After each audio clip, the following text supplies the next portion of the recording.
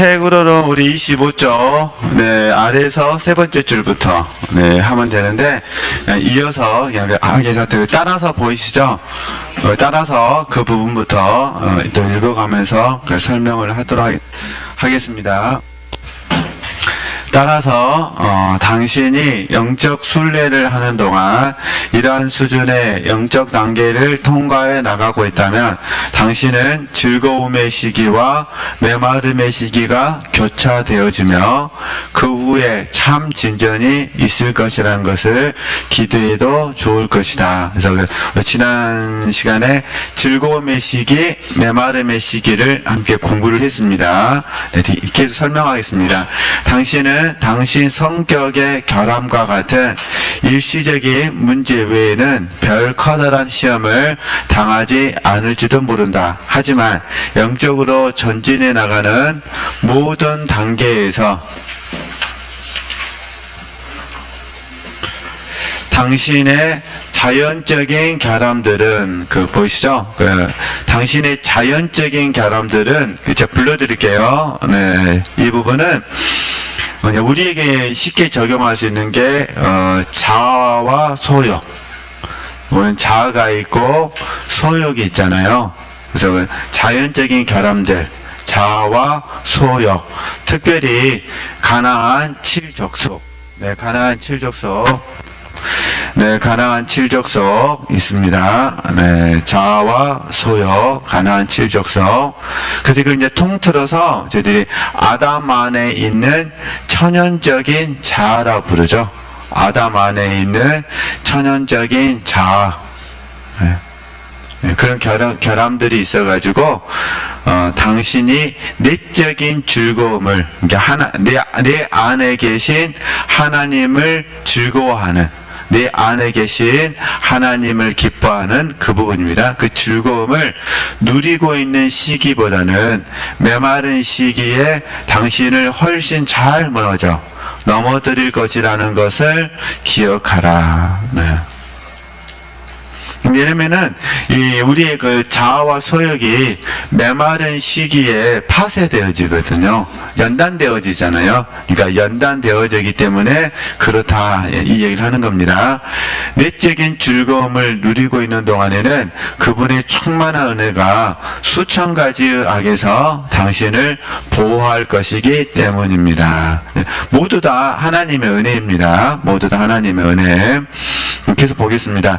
영적 순례의 초창기에, 즉 하나님께서 처음으로 당신의 혼을 내면으로 돌리셨을 때에 그분은 당신으로 하여금 그분께 속하지 않은 혼적인 것들에 대항할 수 있을 만큼 강하게 역사하셔서 하나님의 은혜를 부어주셨다, 그런 의미예요. 하나님께서 우리에게 은혜를 부어주셔가지고 당신의 혼으로 하여금 모든 다른 즐거움들, 심지어 가장 순수한 것들까지도 어떻게 하죠?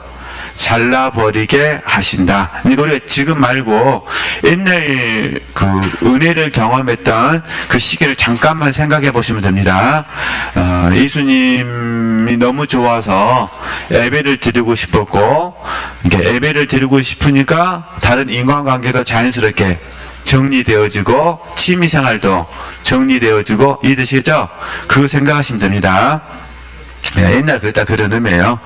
때로 이러한 시기 동안에 혼은 혼 자신을 싫어하기 시작한다. 이거 보이시죠? 혼은 혼 자신을 싫어하기 시작한다. 이거 무슨 말이냐면은 이제 이해를 해주셔야 돼요. 보통 저희들이 이제 말할 때 어떻게 말하냐면은 나도 내가 싫어, 이렇게 말할 때가 있어요. 지체들도 이런 적 있으시죠? 나도 내 이기심이 싫고 그러잖아요. 작은 사소한 것에 목숨 거는 것도 싫고, 괜히 막 내가 쪼잔해 보이잖아요. 없어 보이고.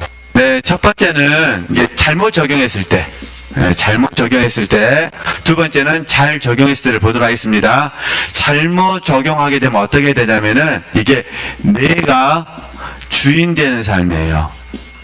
잘못 적용됐을 때, 내가 주인 되는 삶. 왜냐면은 내가 주인이잖아요.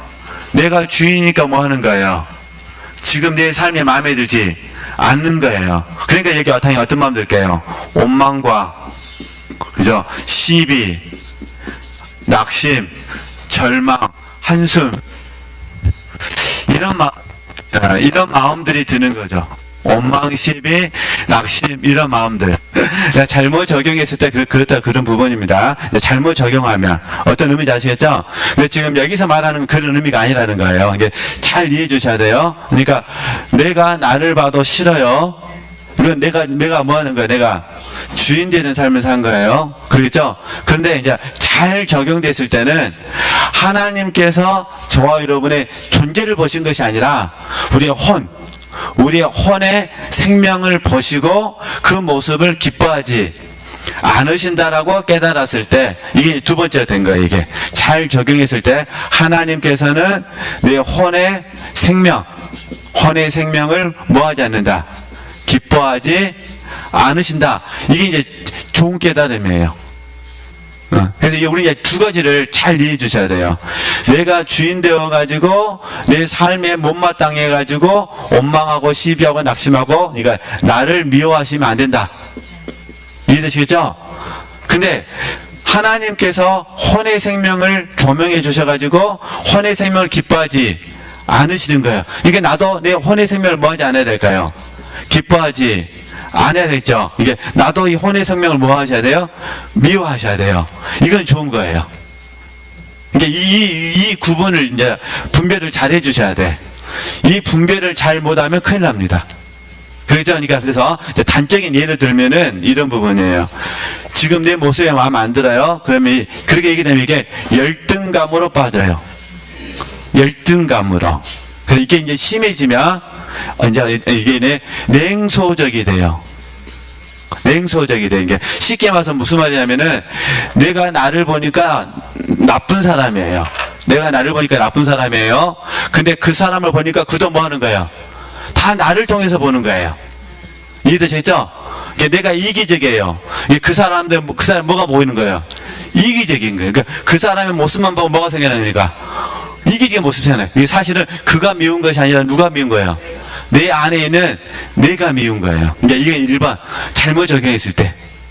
그죠? 근데 지금 잔느경이 말하는 거는 이 잘못 적용했을 때를 말하는 게 아닙니다. 이건 지워버리겠습니다. 예, 잔느경이 말하고 싶은 건 뭐냐면은 이런 부분이에요. 우리 하나님께서 성령으로 조명하셔가지고 혼의 생명으로 사는 그 모습을 뭐하지 않는다. 기뻐하지 않으니까 나도 내가 혼의 생명으로 사는 삶을 나도 뭐하지 않아요? 기뻐하지 않아요. 기뻐하지 않으니까 어떻게 되고 싶어요, 이제? 하나님께서 기뻐하시는 사람이 되고 싶잖아요. 그러니까 이 혼의 생명을 어떻게 해야 하나님이 기뻐하실까? 아, 십자가에 두는 거구나. 이렇게 깨달았어요. 그러니까 나도 혼의 생명을 십자가에 넣어야 돼요. 둬야 돼요. 근데 내가 혼의 생명을 사랑하면 줄 수 있어요, 없어요? 없어요. 안 사랑하면 줄 수 있어요. 오늘 안 믿어지면 오늘 집에 가셔서 물건을 하나 딱 버리실 때 그 물건이 나하고 역사가 있는 거 없는 걸 보시면 돼요. 그 물건이 나하고 깊은 역사가 있으면 버리려고 했다가도 뭐하죠? 다시 주워와요. 역사가 없으면요, 그냥 버려버립니다. 뭐 이까이 건 뭐 아무것도 아니지 뭐. 근데 역사가 있으면요, 못 버려요. 마음이 있어. 내가 이걸 살려고 어떻게 했는데, 근데 안 써요.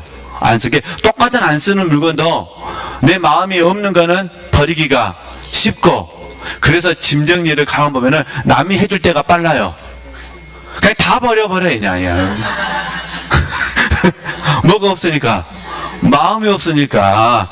근데 이제, 마음이 있는 사람은 짐 정리가요, 너무 어려워요. 이거 하나 버리려고 해도 이거 우리 딸이 몇 살 때 해준 건데 아무 필요도 없잖아요, 그게. 그러듯이 풍습이 다르다, 그런 부분입니다. 그래서 우리가 혼의 생명을 다루는 방법은 다 달라요. 그러냐, 제가 의미적으로만 두 가지를 말씀을 드린 거예요. 이것도 잘못 적용하면 안 되시니까, 막 혼을 미워하라 해서 막 나를 막 학대하시면 안 됩니다. 다시 이제 정리를 한번 다시 해드릴게요. 중요하니까. 그러니까 우리는 성령의 조명하심 안에서 나를 미워하는 거예요. 이때 나는 옛사람, 혼의 생명. 옛사람을 미워합니다. 그래서 옛사람을 어디다 두시라고요? 십자가에 둔다.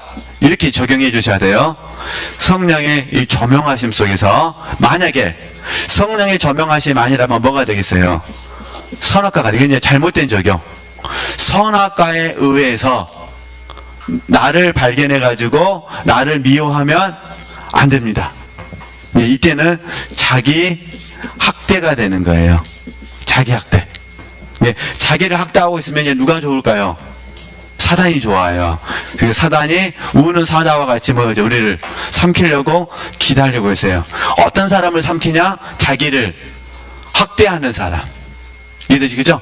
자기를 학대하는 사람을 삼킵니다.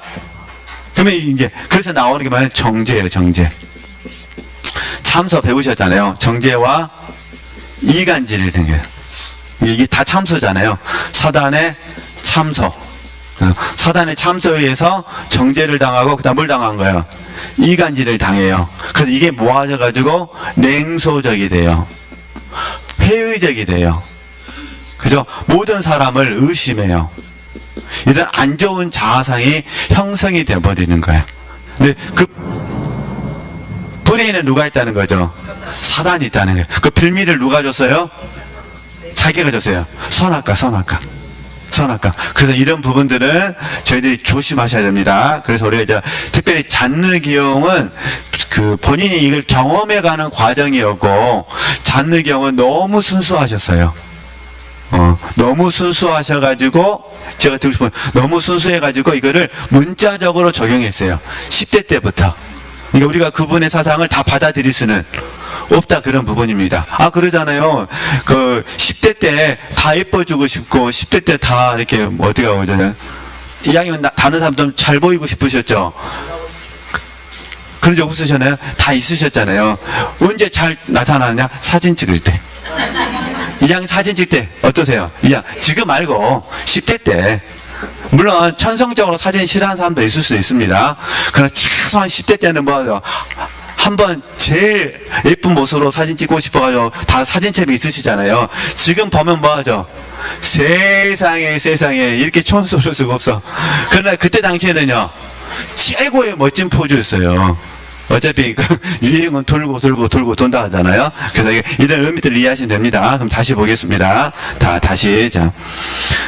어쨌든 이거 적용 잘못하면 큰일 납니다. 그래서 제가 계속 반복해서 설명드리는 거예요. 자, 계속 보겠습니다. 때로 이러한 시기 동안에 혼 자신을 싫어하기 시작한다. 혼은 혼적인 자연스러운 인식들과 기호는 좋아함과 싫어함입니다. 기호들이 완전히 파멸되어질 때까지는 계속해서 망하죠.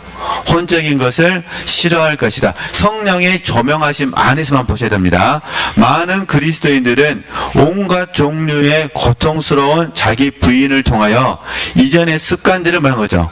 극복하려는 것처럼 보인다. 하지만 자연인으로서 가지고 있었던 이전의 기호들은, 옛사람들의 기호들은 내면의 이끌림이 강력하고 내면의 기름 부음이 활발할 때에 가장 잘 말한 거죠.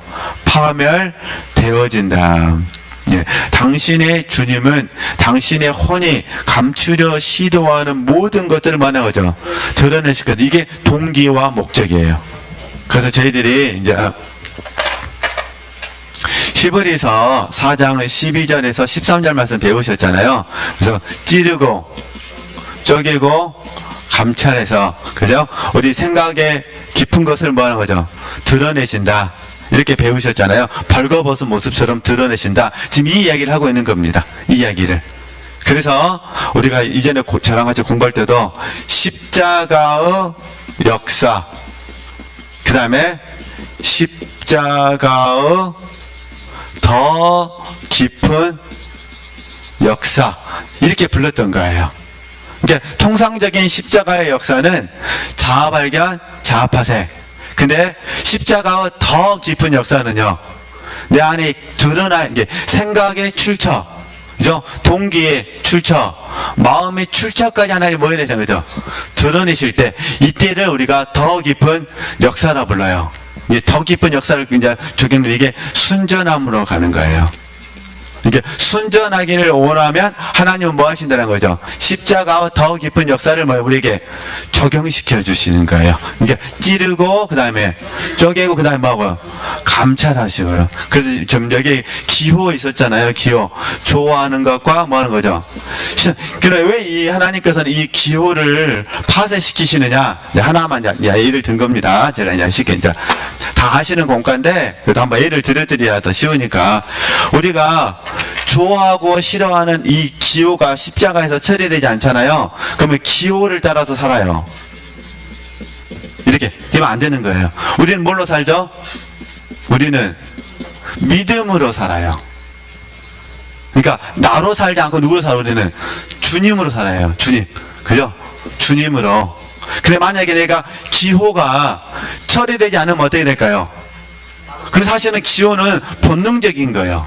이거 있어야만 살아요. 이게 이제 사물은 그렇다 치는데 인간관계가 되면 어떻게 될까요?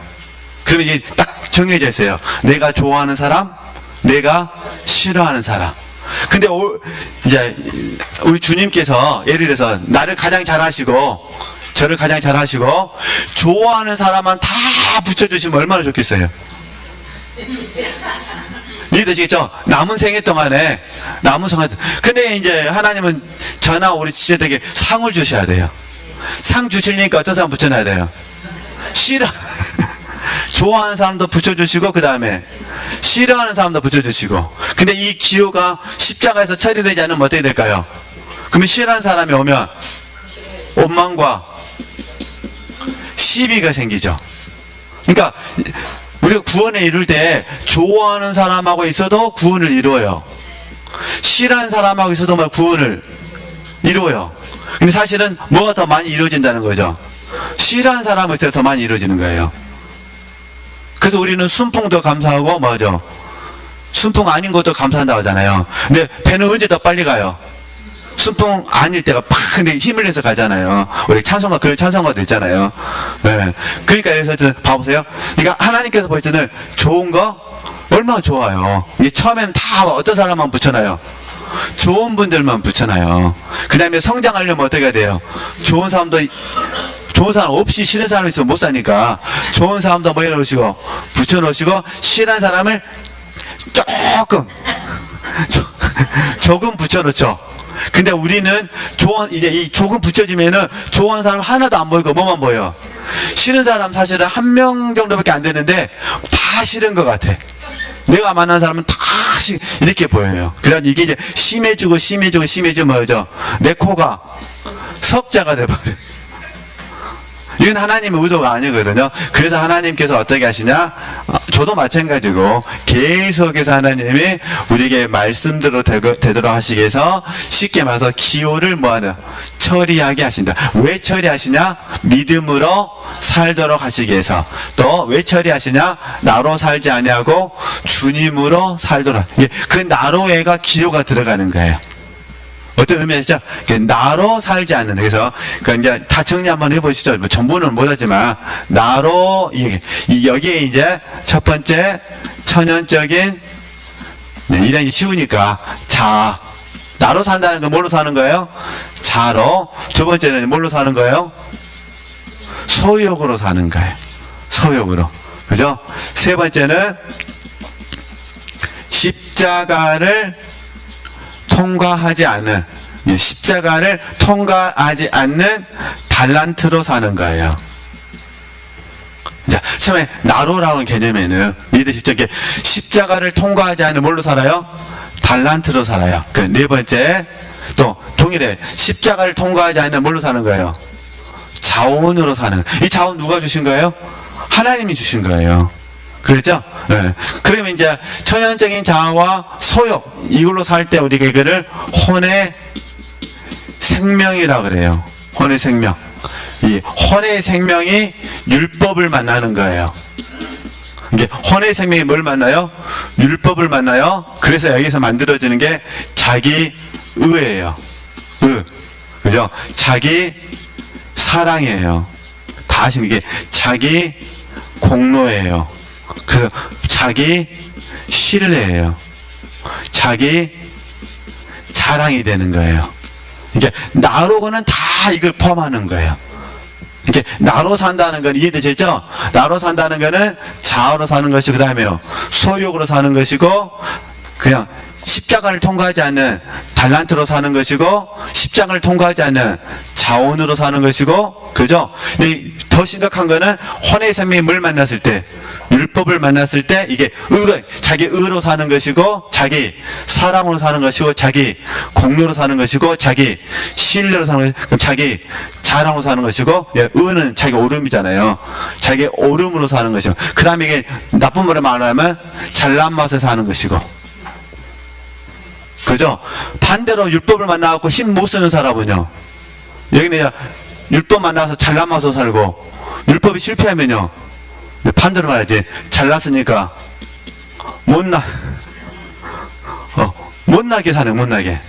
이렇게 잘 살든가 못 살든가, 이게 다 나로 산다는 개념이거든요. 그래서 하나님이 지금 저에게 나오고 지체들에게 다 우리가 완전히 처리된 건 아닙니다. 근데 많이 하나님께서 처리해 주셨어요. 물론 아직도 가야 될 길은 많습니다. 네, 근데 이 모든 것들을 처리하게 하셔가지고 하나로 딱 뭘로 살게 하셨냐? 주님으로, 그죠? 믿음으로. 그래서 주님으로 산다는 게 무엇인지 저희들이 이제 체득을 하게 된 거예요. 체득을. 이게 날마다 이 삶을 사는 거예요. 이게 나로 살지 않냐고 뭐로 살아요? 주님으로 사는 거예요. 이걸 이해하시자. 이거 좀 잔내경은 이걸 말씀드리고 싶은 겁니다. 잔내경은 일단 다시 이제 책으로 돌아가서요. 네, 보겠습니다. 다시. 당신의 주님은 당신의 혼이 감추려 시도하는 모든 것들을, 동기와 목적을 드러내실 것이다. 그분은 당신으로 하여금 당신 혼의 자연적인 성향들, 이게 아담 안에서 물려받은 겁니다. 혼의 자연적인 성향들을 정복할 수 있도록 하기 위하여 이렇게 뭐 하는 거죠? 드러내는 일을 행하신다. 그래서 이걸 저희들은 이 가르침을 받아들여 가지고 어떻게 하는 거죠? 이게 자아 발견, 자아 파쇄 원리를 스승님이 만드셨죠. 그래서 첫 번째가 들어가기, 아이고, 두 번째가요 나가기, 그 세 번째가 감사하기, 네 번째가 믿어 드리기. 이렇게 제가 이제 외우기 쉽게 말을 만든 거예요. 왜냐면 다 기로 끝나기로 만들려고. 들어가기. 어거지죠, 어거지. 외우기 쉽게. 그 다음에 뭐죠? 나가기. 그 다음에 감사하기. 믿어 드리기. 다 기로 끝나고. 얼른 외워버리려고. 이제 걱정이 집에 가셔가지고 기만 생각나고 다 앞에 생각. 외우기 쉽게. 이제 적용은 이제 하나님께서 그때마다 어떤 때로는 감사하기를 많이 하시겠죠. 그러나 이 네 가지를 동시에 하시는데 정말 세 번째가 중요하다. 뭐로 받으셔야 돼요? 감사로 받으셔야 돼요. 이 훈련을 하나님이 시키시는 거죠. 그 말 하는 겁니다. 그리고 이게 좀 어렵게 느껴질 수도 있어요.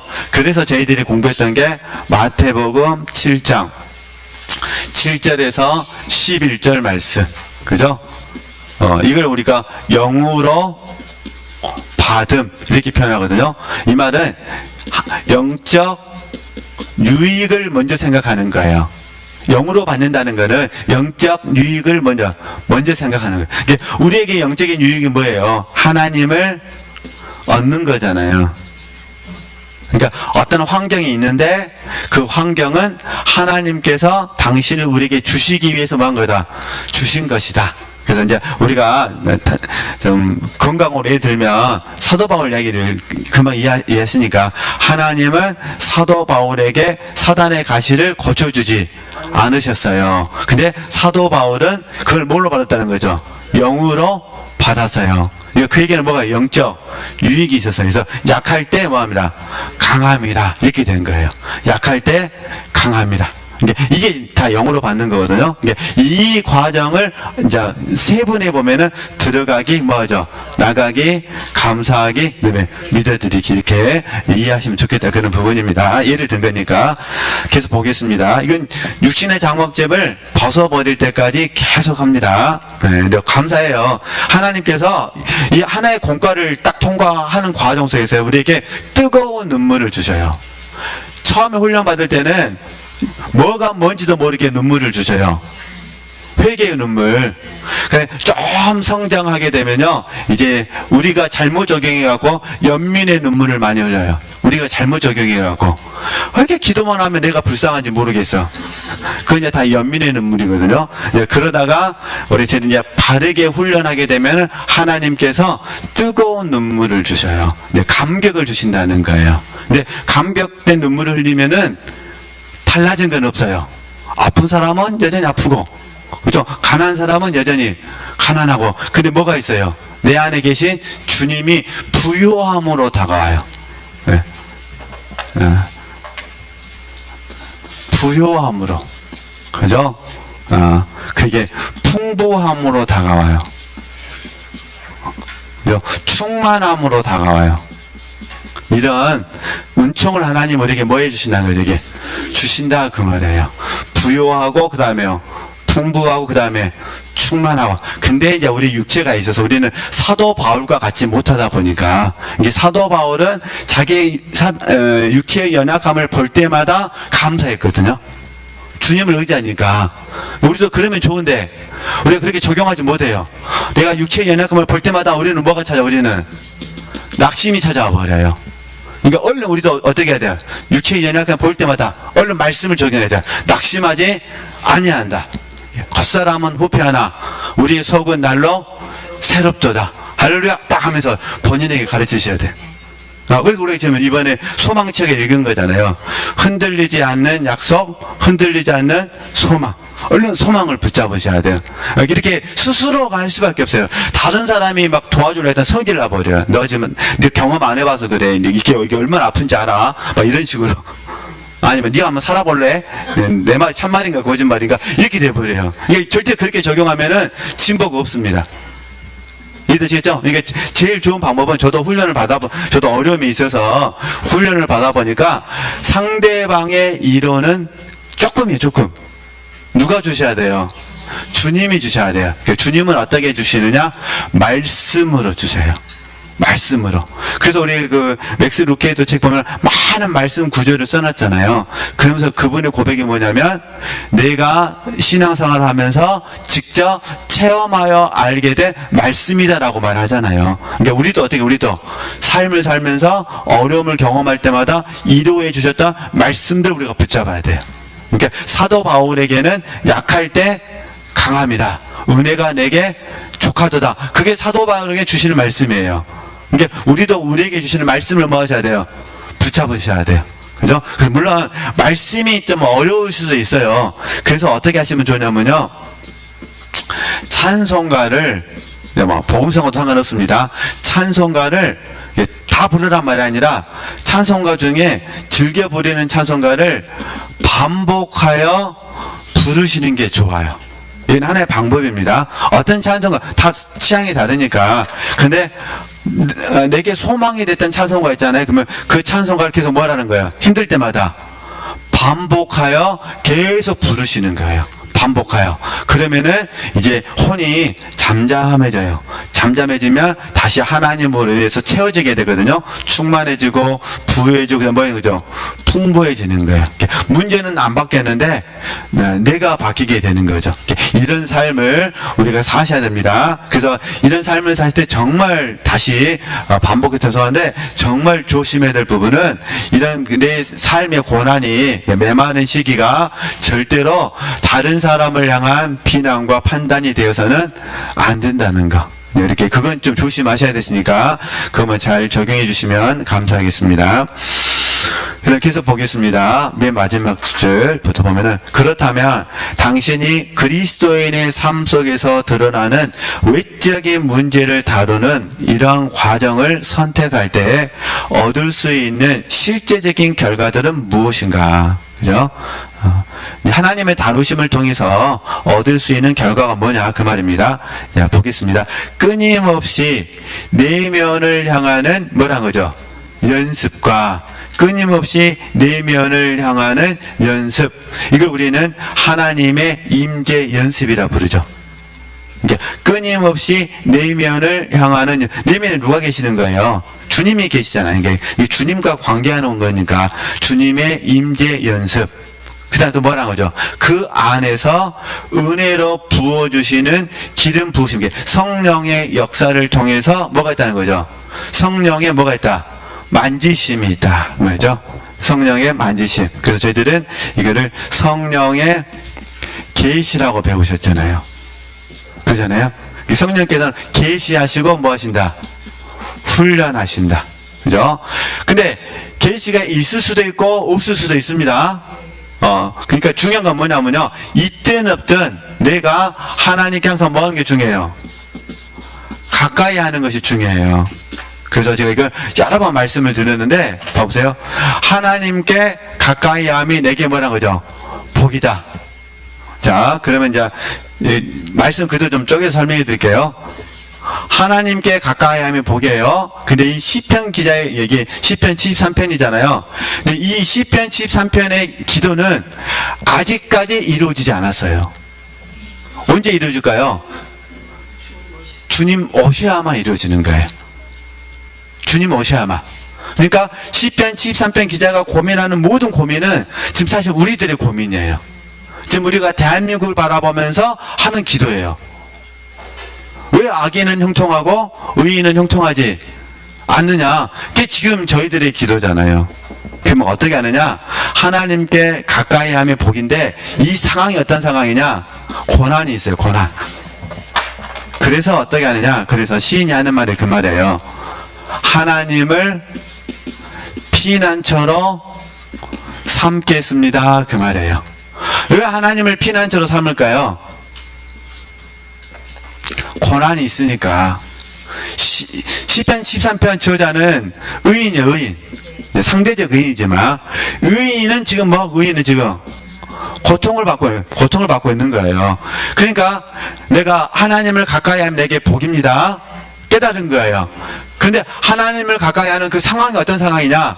여전히 여전히 고난이 있으니까 하나님을 나의 뭐로 삼겠습니다? 피난처로 삼겠습니다. 하나님을 나의 피난처로 삼겠습니다. 그리고 1번 기억. 그럼 뭐 하느냐? 하나님이 나의 피난처가 되어 주셔가지고 나를 지금 보호해 주셨잖아요. 나를 지금 지켜주셨잖아요. 나를 붙들어 주셨잖아요. 보호해 주시고 지켜주시고 붙들어 주신 그 사랑을 내가 간증하겠습니다.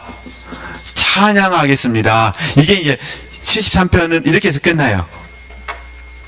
문제는 하나도 안 받겠다는 거예요.